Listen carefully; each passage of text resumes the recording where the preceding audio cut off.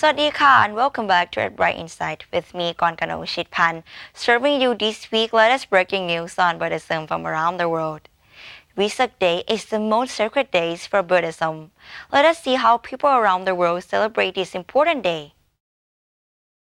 Start with India.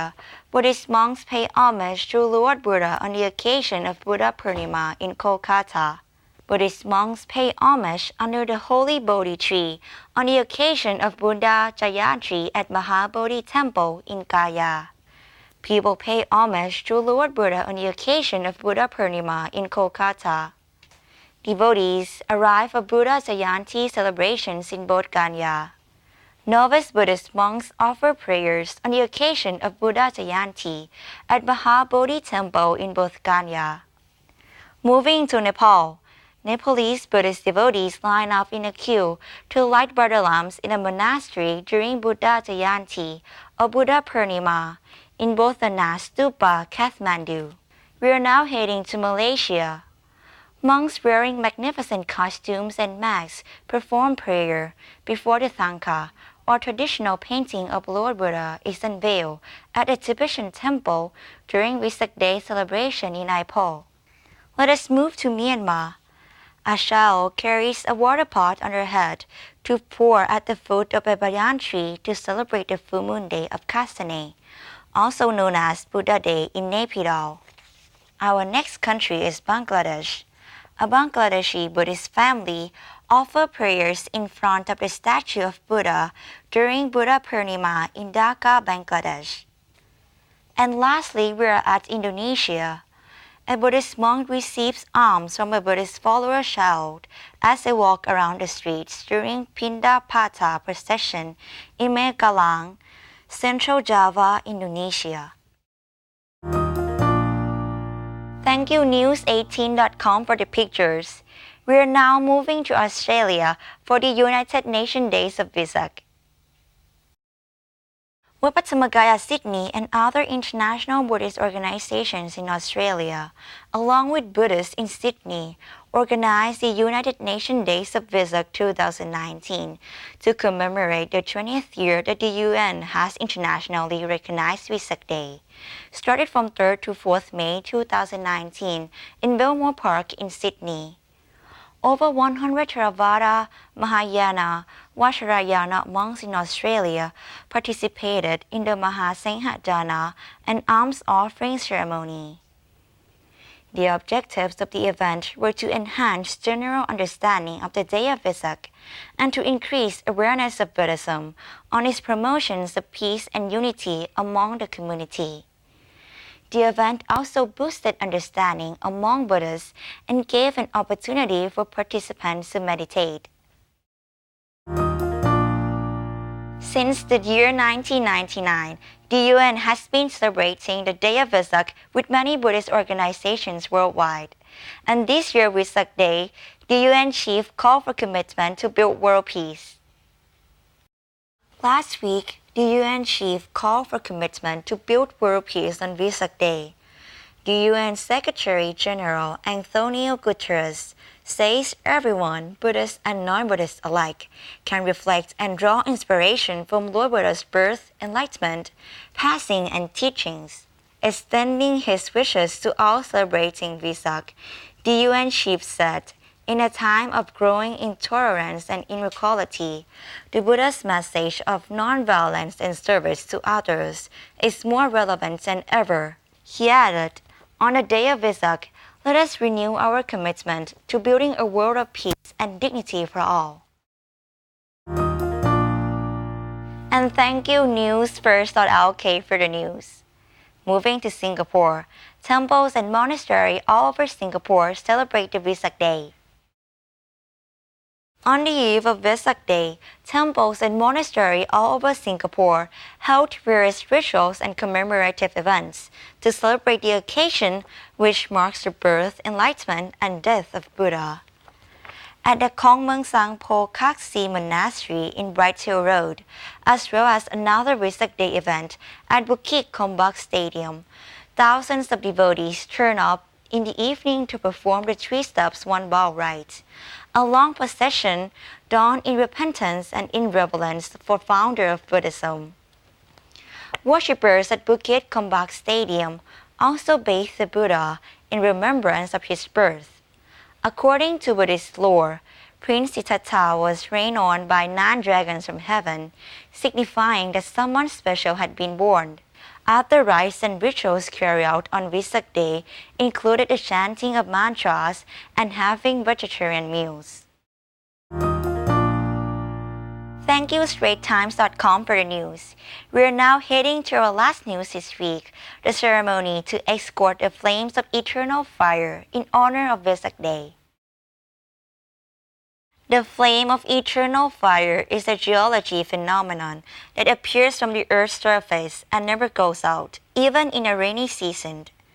Thus, the ceremony to escort the flame of eternal fire is one of the most sacred events.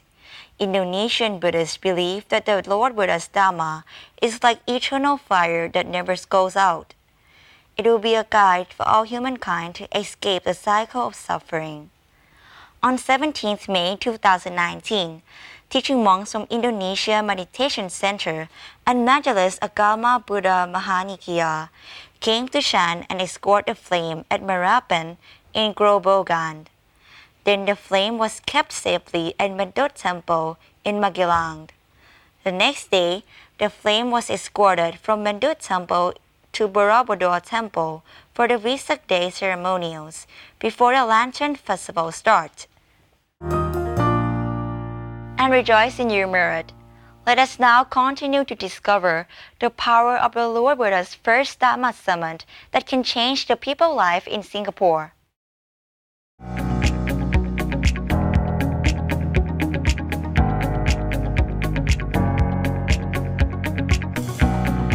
Singapore is a very fast-paced country.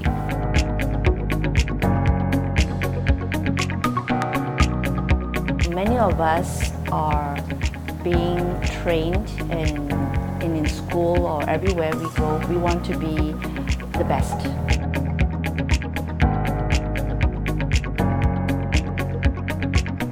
Because of the fast-paced and because of a lot of pressure that we have around us, so I guess most of us have this so-called stress.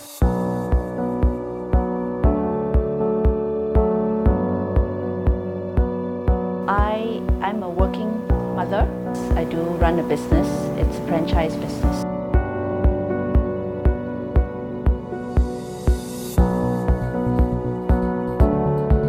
Definitely there are a lot of stress and a lot of pressure from finding businesses, dealing with customers.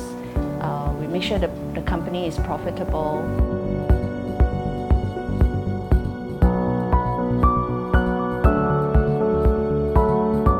Well, I have to balance my business, my family. I'm trying to do something to eliminate my stress, so-called. So spiritual business plus family. So all this has to be balanced in many ways.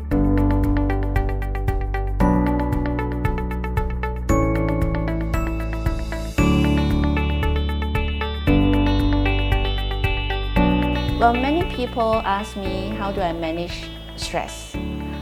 I must say, I find a very fantastic place that I can do something about myself. So I found Dhammakaya Center Singapore. I started to learn to chanting Dhammachat about 1 year ago.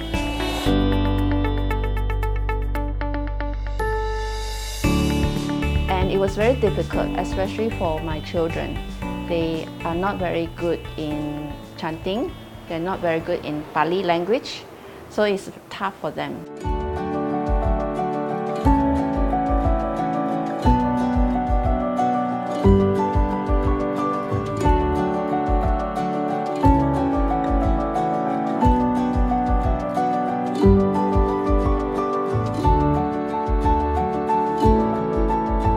My husband goes to YouTube and download some of the best Dhammachak YouTube from Dhammakaya, and he put it up on our living room on the TV.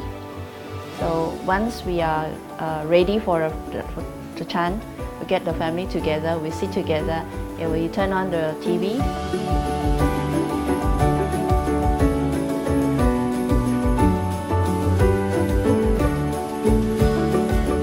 Today, if I said, let's chant together, they say, oh, come on, let's do it. And sometimes we laugh, we were laughing about it because of the pronunciation and because of the speed, we cannot catch up and we sometimes go out of key, so we kind of we laugh at each other. But after a while, it's just become natural. We don't even need to see the paper or the script, we just chant. Sometimes when we close our eyes, there are times that we will chant and we close our eyes, we couldn't fall asleep. But because it's so soothing, it's so nice.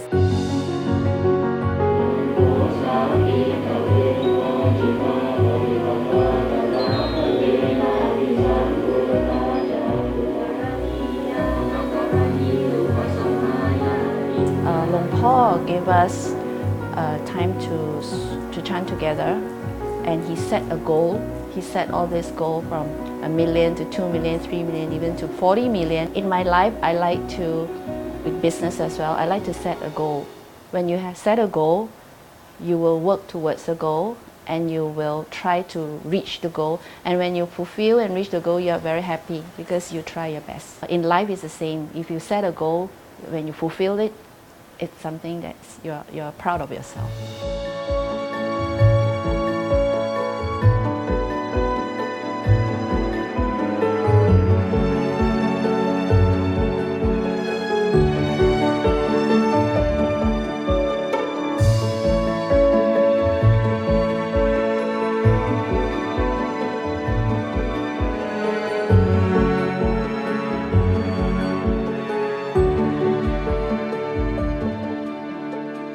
Dhammachak helps me to unite my family. So when we know that there's a target to reach, we say, come on, let's do the chanting. So we will chant together. And I think Dhammachak also can unite a lot of people together, especially in the Dhammakaya members, and do the chanting and hope that it's a positive energy, it's a united energy. So I think Dhammachak is important to us in a way that you can unite the energy, and plus we know the meaning of Dhammachak that can spread the Buddhism to the world.